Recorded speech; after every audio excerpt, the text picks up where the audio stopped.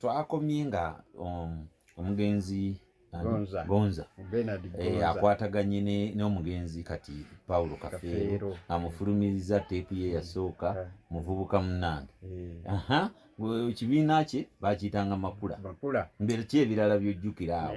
Era nze ndowooza mu kuteebereza ye nga Kafeero bwe yamala okukwatayo okukola ekibiina kye ye kyeyava akiyita Makulabako.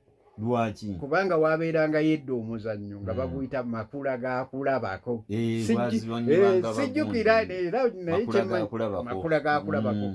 Bano abazannyi abakulu era bamanyi ayagwe naye nze oba gwabakayaayu tewali gwa mukiiri mwerabidde naye nga baali wundi ono gwe batta ndowooza Amini gwe yatta ndabika ye yali nannyini gwo Makula ga kulabako.